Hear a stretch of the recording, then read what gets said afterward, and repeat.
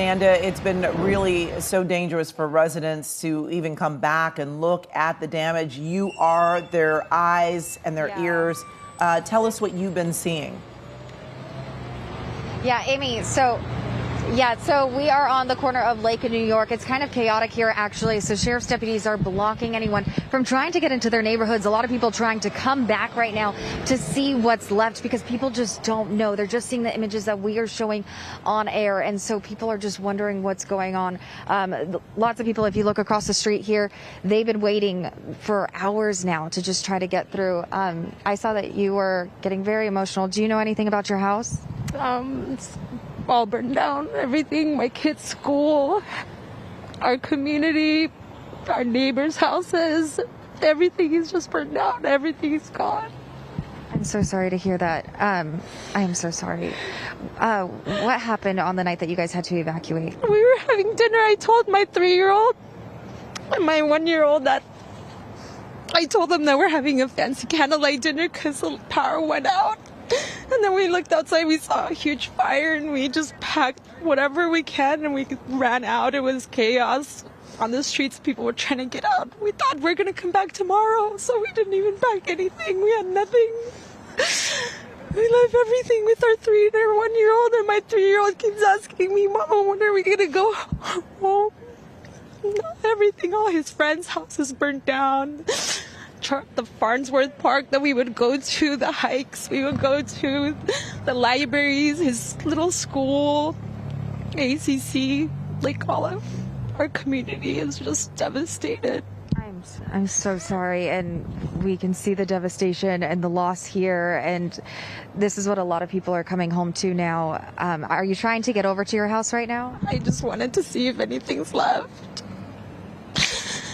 We had everything, like the sentimental things. Like my mom passed away. I had only a few things of hers left. My wedding dress, our wedding album. We left everything. Our albums, we have just whatever we're wearing. We're wearing the same thing for the last 2 days. And when you have gone through this area, I mean, what are you thinking about when you see Altadena now? My heart is broken. I love you, Altadena. I love this community. I love the people in Altadena. We have meshed so well. Everybody's so kind. I have patients that live here. I think about my patients, my family. These are family. Everybody here, we're just so tight knit. And it's just devastating to see all this. You can't even go. Some people left out of town, hey, check out my house, and we can't even go to check on their house. What's next for you, or do you even know what's next? I'm trying to figure out how to tell my 3-year-old that we don't have a home and we don't have a school. We don't even know where to go, what to do next. We're staying at a friend's house. But that's all short term. I'm so sorry. And as my photographer is panning through, the neighborhoods are all leading up to the ridge of what's been just devastated by the fire that came through. Thank you so much for sharing your story. We really, really appreciate it. And we really wish you guys all the best of luck. I can't imagine what you guys are going through. In Altadena, some residents are allowed back to survey the loss of their homes. Yeah, we want to get back to our Jeff Nguyen. He is on Alta Pine Drive. That is just east of Lake Avenue. Jeff? Well, Amy and Rachel, I want to give you a sense of what folks are doing today as they come home. This family is gathering whatever they can, and out of respect for the Bettis family, I'm not going to touch their belongings, which are now basically artifacts that they have been able to dig out from this wreckage, if you will. Speaking of the Bettis family, I'm going to walk over here and join Carlos so you can give an idea of what he's doing, because he's got his shovel and he's going through the remains of his house, trying to salvage whatever he can. Hey, Carlos, if I may, do I have your permission to walk onto your property, sir? So I'm going to join you a little bit. I'm guessing what I'm standing on right now used to be the roof. Is that right? Yeah, there's the roof over my daughter's bedroom. As you mentioned, your daughter's bedroom, I mean, what's it like sifting through what used to be her little sanctuary? It's kind of shattering, actually. I mean, I'm so used to recognizing everything of hers. She's only 12, and so most of everything that she has is something that we've either given her or been around when she's received it. And now to go through and you can see it's just ash and clutter and dirt, and everything is just kind of monochromatic. Right behind us, when we look through what you refer to as being monochromatic, I can see your pool right there. Yeah. And I'm guessing that's also a symbol of some of the memories that you and your family created in this backyard. Yeah. Actually, one of the things we first fell in love with when we saw this house was the view from the second floor onto the backyard with that spectacular tree and the pool and just the vista. And right now it looks terrifying and apocalyptic, but on any other day, it was just this beautiful view of where we live, and then we have the mountains on the other side. And so, yeah, we had so many incredible memories with the pool. And I got here and I looked down at the pool full of water, and the irony of it is inescapable. Like, there's all this water, and then it was useless. And from the looks of your property, it seems like you did everything right. You had all the clearance behind your house and around your home, but nonetheless, the fire just swept through here. Yeah, when we were leaving, we could see it surging on the ridge over there above Avison, the school where my daughter went to for elementary school. It got destroyed. And when I came back the first time, I actually saw what was basically like sheets of embers just flying everywhere across the street and then the driveway, and it looked impossible. And I think that there was just no way for anybody to prevent this. Yeah. You and your family left Tuesday night when the fire broke out. Yeah, that's correct, at about 8:15. Can you kind of share with us, what happened that night, the decision process, and what you were able to gather? Sure. So around 8 o'clock, my neighbor next door, Chris, knocked on our door, and he wanted to tell us about the fire, which we'd already gotten the alert to. So I walked down to the end of our driveway, looked at the fire, immediately thought about some friends of ours who live really close to that. So I jumped in the car to drive to their house to make sure they knew and to see if they needed anything. They were already on their way out. They packed their car. They lost power. And at the moment when I saw it, there were so many fire trucks, so much emergency equipment there that I actually thought, this will be okay, despite the wind that we were feeling. By the time I got back to the house, my wife and my kids were already packed in the car because they'd been getting the alerts, and they were terrified, understandably. And so we kind of loaded up quickly. I think our belief at the moment was that this was only going to be for a night or two. We really didn't think that this evacuation was going to be this profound. And so then we spent that night at a school. A friend of ours works at a private school, and she was able to get us access to it. Her house was also in an evacuation zone along with another friend. And so we all took refuge at the school. We've been sleeping there for the last couple nights. I talked to another neighbor who said he just got out with the clothes on his back, and so important documents, baby pictures, social security cards, all that stuff gone. What's the situation with your family? Were you at least able to get photo albums or baby pictures or birth certificates? No, literally the same. It was just so immediate. It's kind of comical. The shoes I'm wearing are the worst shoes for something like this. And normally I'm a kind of person who's very prepared and likes to go into situations, do it with all the right equipment. Actually, all my equipment is up there and burnt. And so I didn't even have the right shoes to leave because I just firmly believed we'd be back. You just left with your clogs? Yeah, that's it. In terms of digging through your daughter's bedroom, was that a deliberate choice to start here and perhaps find something to help comfort your daughter? Is that why, or is that just the closest spot that you can get to for the time being? It's a bit of both. I think it's the safest spot. There's some little gas leaks down there, and I want to avoid those. And there's some embers underneath that I noticed. And I also was really hoping, I don't know how realistic it is, that I might just come across something shimmery. So my daughter had a little jewelry box that she got over Christmas that she really loved, and she filled it with all her jewelry. And so I thought maybe I could find some of that, because I know where it would be. It would be underneath this ash. But so far, no luck. But yeah. I can certainly empathize with you trying your best to find some sort of comfort for your daughter. Speaking of which, how is your wife, or how are your wife and your kids, how are they holding up during this time? I think we're all in shock. Kind of hits us in waves. This morning I woke up and the reality of it all just seemed to overwhelm me, and I just sat there in a stupor for a little while before I could really function. My daughter, I'm not going to let her see this because I don't think it would help her. My wife, when she was in college, lived in a building that burnt, and she lost everything once before. And as we were leaving, she just turned to me and said, "I can't have that happen again." And to see it happen again, it's just, yeah, it's kind of devastating. And over there's a whole wall where I used to collect books. Maybe I could say I still do, hopefully, and I had about 4,000 books in the house. And so they're all just completely gone. Yeah, as a lover of books, I can completely empathize with what you're talking about. In terms of, I don't know, shielding your daughter or shielding your wife from all of this, I mean, what's your plan to kind of blunt some of the heartache for them? Well, sadly, her school is destroyed. So she doesn't have that community to lean into when things start to normalize, and so I don't know how that's going to play out. I had one of my very, very good friends from college messaged me this morning and told me that his family house that he grew up in, nobody's living in it right now, and it's in Connecticut, and he offered it to us. And we're thinking that right now we could literally just get in that car and drive anywhere or go anywhere because we have nothing to take with us.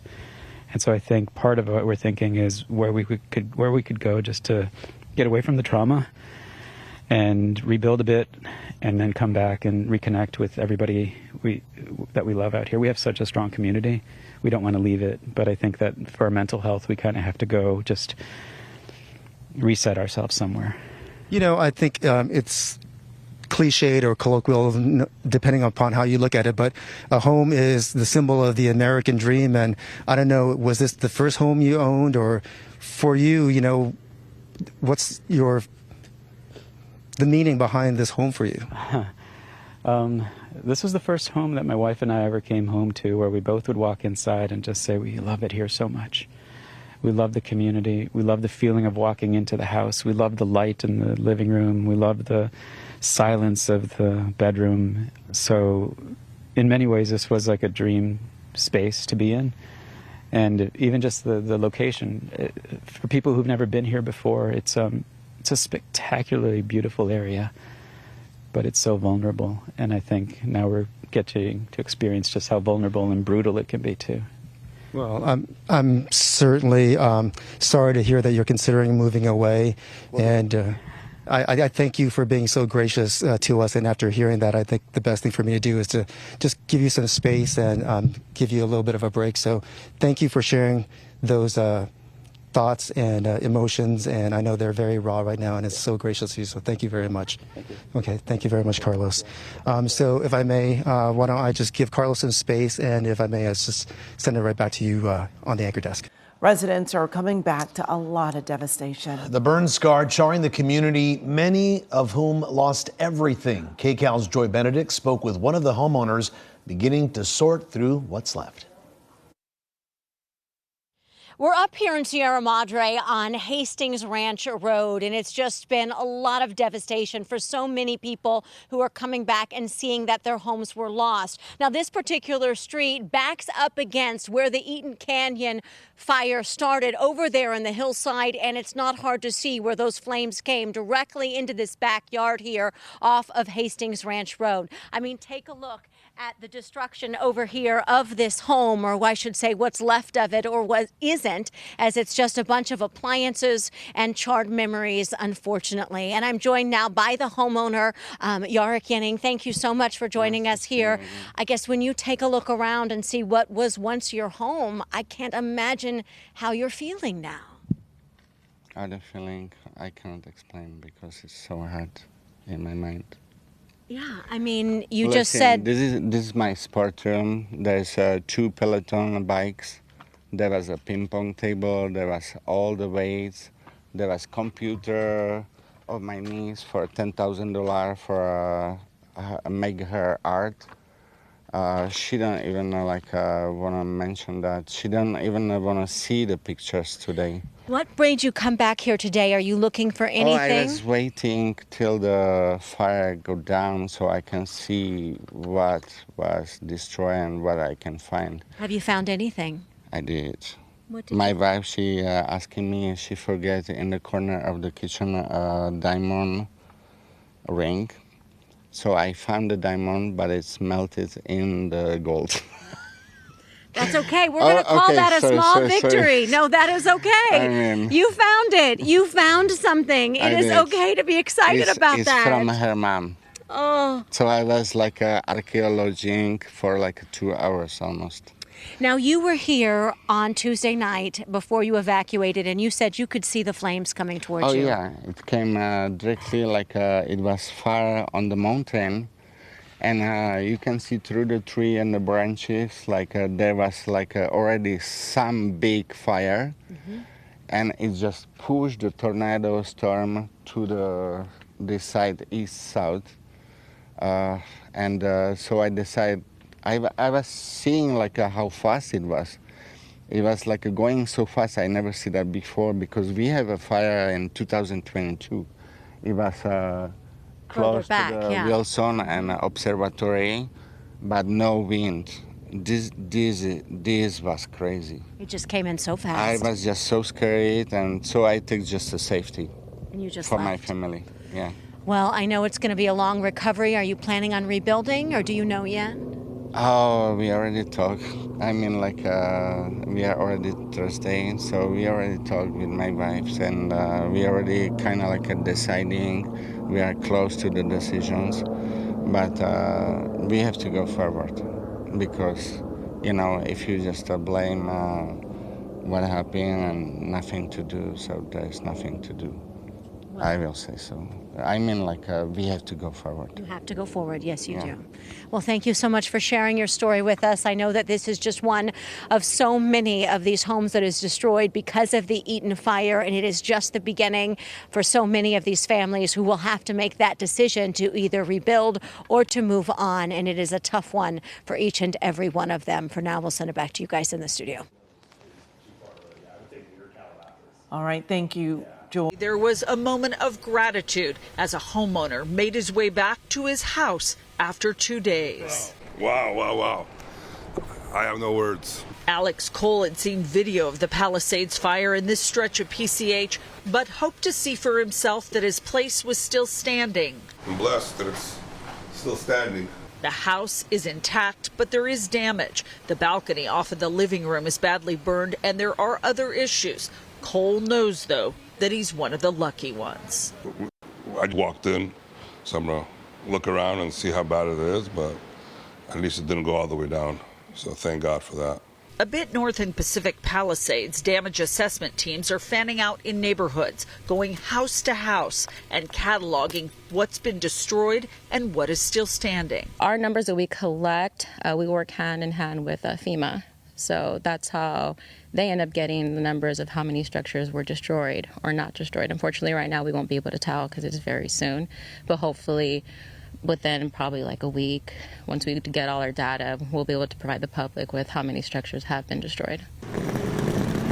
Paula Rufo and Tim Murphy hiked into the Sunset Mesa neighborhood in Malibu from their temporary housing in Santa Monica.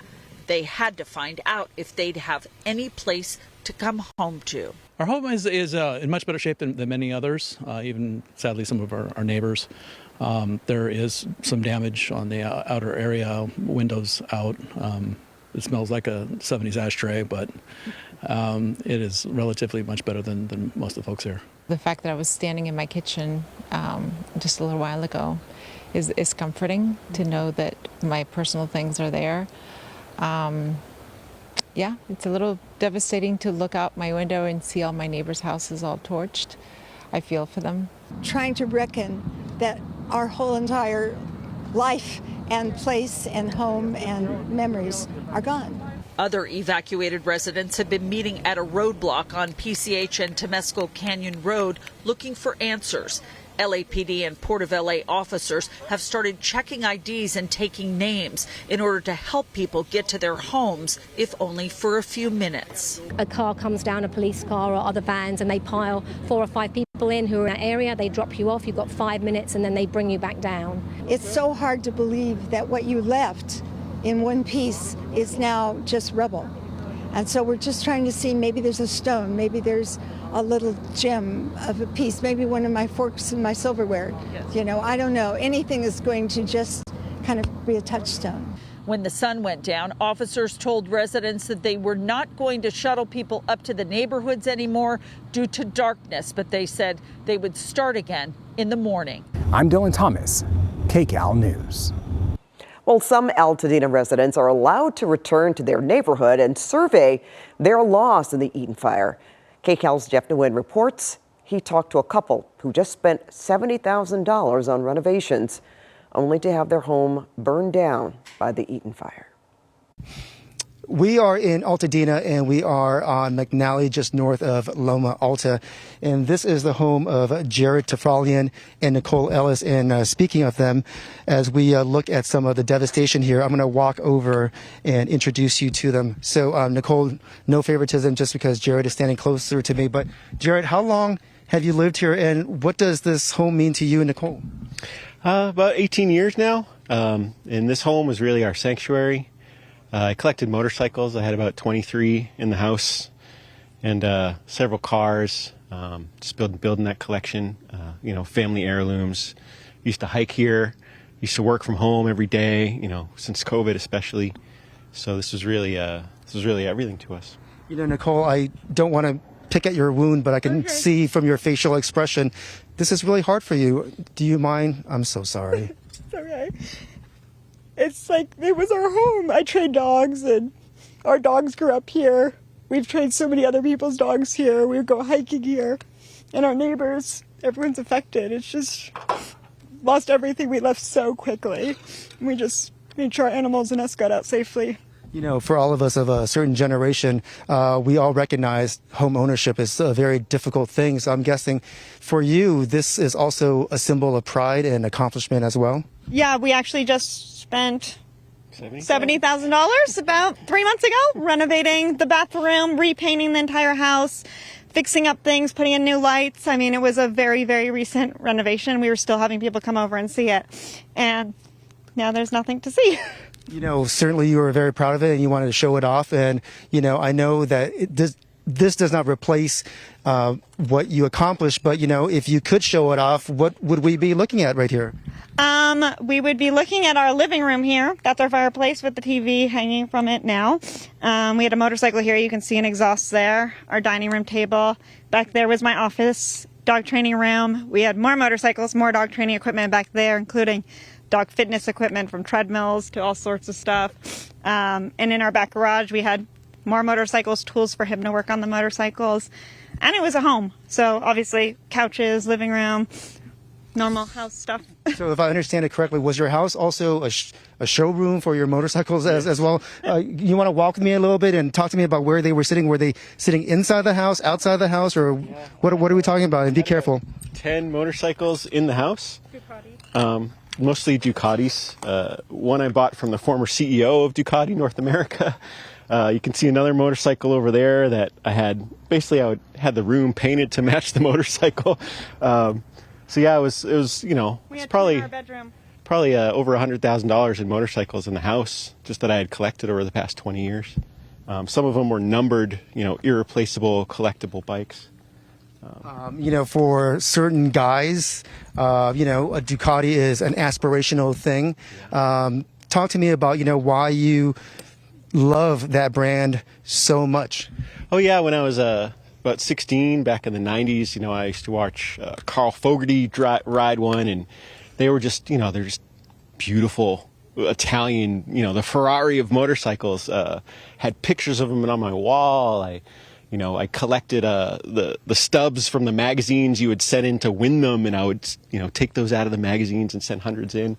And then eventually, in about 2000, I got my first Ducati, and I just started collecting them from there. And yeah. Symbol of pride? Yeah, absolutely, 100%. Symbol of pride. I rode 400 miles every weekend through Los Padres Forest, and that was our church. Every Sunday we go riding, and unfortunately that's going to be on pause for a while now. Was your passion for motorcycles something that Nicole supported, or did she do it begrudgingly? Oh, she supported it 100%. He has that and I have horses, and we thought about moving our horse closer to home, and very luckily we didn't, because it would have been a whole nother thing to evacuate, and I've had to evacuate horses before, and it's not a small feat, so I'm very grateful he's well and taken care of. You know, clearly you both are sort of daredevils. I mean, what's it like to, find another daredevil and kind of build this life together? Yeah, you got to search for your people, and we're very lucky, and my dog fell in love with Jared and picked him out, so here we are. Having said that, as you look at this landscape, what's going through your mind here? I mean, your neighbors tell me, the Archuletas, that they want to rebuild. What's in the future for you? We'll definitely rebuild. To answer your question, what's going through my mind, it's how big a garage I can build when we do rebuild. But you have to stay hopeful. I mean, fortunately, we have wonderful friends to house us during this time. We both have jobs, so this isn't gonna knock us out. It might knock us down for a little while, but we'll rebuild. We love Altadena, and we love the community. Our neighbors were all lovely. One of my best friends lived basically a block away from me. We would see each other all the time. Her house is gone also. We're all going through it together. Where are you staying now, and what's that process like so far? We're currently staying at one of my best friend's houses, and then we're going to a friend's guest house shortly, and then figuring out our game plan, which we're not too sure of right now. Thank you to you both for being so gracious to share your story with us. And, as we walk through here, just to kind of emphasize the point a little bit, I don't want to be disrespectful. Yep. I don't want to be disrespectful to your property, but yep, you see the exhaust for one of the Ducatis here. And as we walk in this direction, just one more thing, another symbol of pride. We're up here in Sierra Madre, and we've been talking a lot about the damage, unfortunately, for those who lost their homes. But there are many whose homes are still standing, and they had to deal with yet another problem, and that was looters. I mean, take a look at this door behind me, behind this road on Carriage House Road. This was shattered during the evacuation on Tuesday night. And I'm joined now by Kitty Johnson. This is your home. This is your childhood home. Yes. You guys evacuated when? On Tuesday? Tuesday night. I stayed as late as possible, so about 9:30 at night. What could you see at that point? Why did you make that decision to leave? Well, it was coming over the mountain here, and I thought the houses across the street were on fire, but I guess it was just the bushes behind. And then a pine tree caught fire, and I had embers coming on me, and I thought, I think now's the time to go. So I got in my car and went through a little firestorm and raced out of here.